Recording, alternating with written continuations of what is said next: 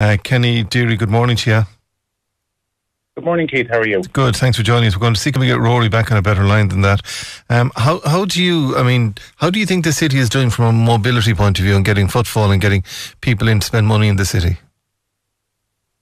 I think, from when we started this, Keith, going back a few weeks ago, there was huge nervousness around what reopening would look like. You saw images from the first few days and people, you were seeing empty-ish streets. And I think the confidence is coming back bit by bit. We're seeing more people around. Yesterday evening I was in through the city centre and in one premises that reopened Wednesday evening, and staff were nervously, making sure they were adhering to the procedures. But, by the time I left, the place was full in a socially distanced way. And I think we're seeing that more and more people are having confidence. And that's why the conversation over the last few weeks now has moved to, access for all and ensuring that there is that equality of access, because the work that we've been doing along with City Council, we know that there's 11,000 people in Galway City who have either physical visibility or sensory needs, and that have to be taken account of as well. And I think businesses now, the message is, listen, first of all, the focus was on reopening and just trying to get through that. Now we move to a more normalisation of this, if that's possible, and we just have to make sure that the city is accessible for all. And that's the purpose of this campaign. No, I haven't been into the city centre, to be honest, but very briefly a few weeks ago. I mean, paint a picture for me. Are there more tables and chairs out for people to sit on? Yeah, there are indeed. And let's say, there's more tables and chairs outside. There's entry protocols into many premises, so particularly in the hospitality space. It's not just a case that you walk in the door and there you are. You're met and greet at the doorway.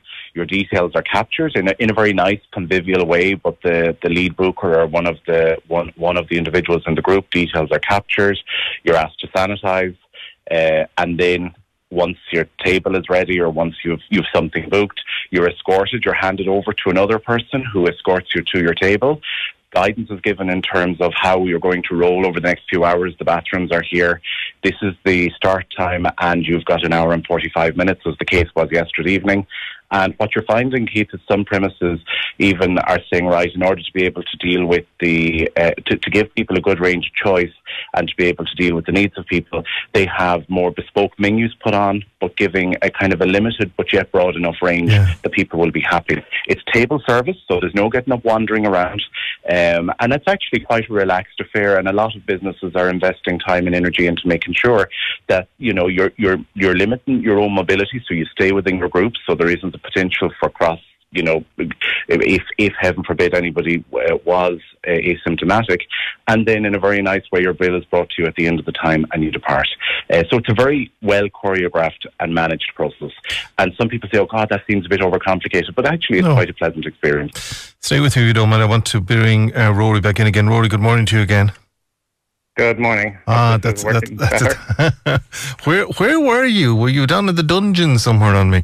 Listen, I'm out in Knocknacarra, so things must be, not too far away. Not too far away, but no, it was just dropping out. Thank you.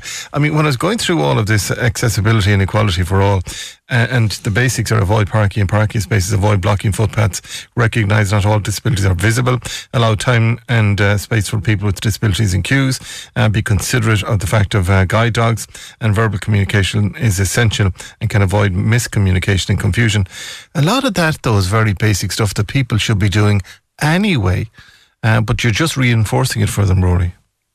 Exactly. We're just looking to highlight some of the issues that some of the users of the city have been experiencing. These are issues that a lot of the businesses are working very hard on at the moment.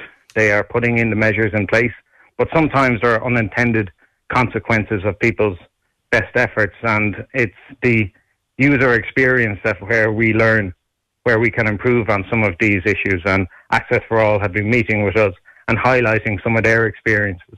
And that's just what we want to bring attention to at the moment, and just let the businesses know, and we'll continue that conversation to see where we can make further improvements along the line. And Kenny, do you reckon that will people adhere to this moving forward, or are they doing it for the beginning until things settle down? But I mean, they are basic. Avoid parking in spaces designated. Don't block footpaths.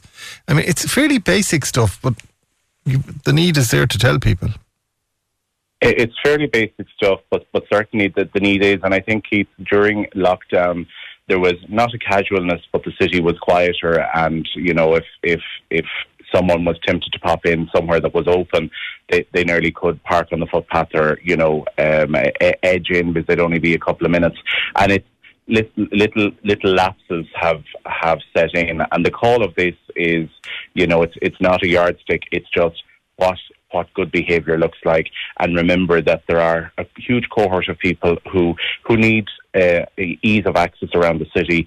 This is a scary enough time for them, and I know in the conversations that we had even at the launch of this campaign the other day, for some they haven't left home since March. And I think we all, as users of the city, this is a shared space. As business owners as well, we have to take cognizance that not everybody is able to fly in and out of a place with a kind of ease, and this is just reminding people and reminding business owners who, as I say, the first few weeks of this was figuring out, are the masks right, are the screens right, have we the sanitizers in? Now it's actually optimizing it to say, are we open and accessible for all and welcoming? And as I say, the experience even yesterday around town and yesterday evening is there's quite a pleasant and a convivial experience. You have to be patient, and I think that's the key thing for everyone, is just to be patient with staff serving in the environment where they're operating with a visor and behind screens. And equally, they need to be patient with customers who might struggle hearing, for example, and you're listening. You can't pick up the non-verbals because you can't see lip movements and someone speaking from behind a screen. So I think the overriding thing is, do have confidence to get out, but do it in the knowledge that it will take a little extra time and you need a bit more patience. Mary Maloney, good morning to you. You are from Access for All, and I've left you listening to the guys. Is it working? Good morning, Keith. I honestly don't know, because I'm one of those people that hasn't got the courage to go into the city yet. I haven't even been on the bus. But I mean, we are absolutely delighted in Access for All that City Council and the business community have taken this on board, because we see this now as an opportunity. You know, people are talking about this new normal.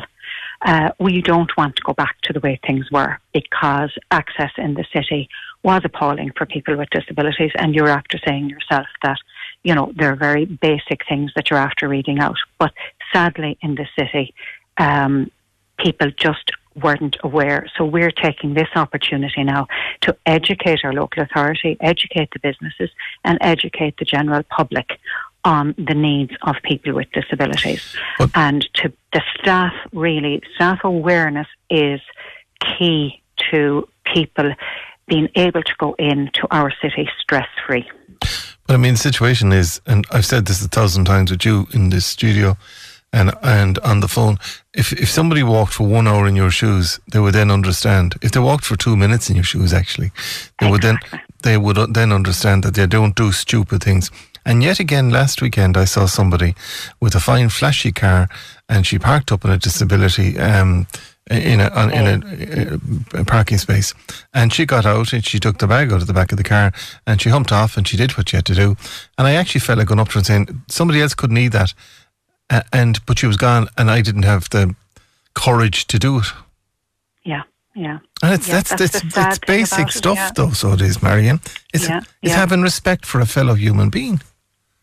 Well, it's the same when you're actually out working with your guide dog. That if somebody is coming towards you with their own dog, I mean, the proper protocol would be that person would actually stand in, hold their dog up on a short lead, let you pass that person, you know, with your guide dog, because you're giving commands to your guide dog to bring you safe and keep going straight.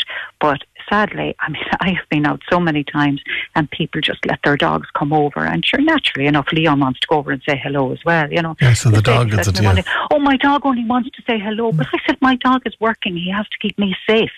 That's his job, to keep me safe. You know, but people just don't, and that's why we really want to use this as an opportunity now for to re-educate people. Yes, to educate people. Forget the awareness. You need to re-educate people to the common sense approach of doing the basics, which is not blocking footpaths, common sense and cop on.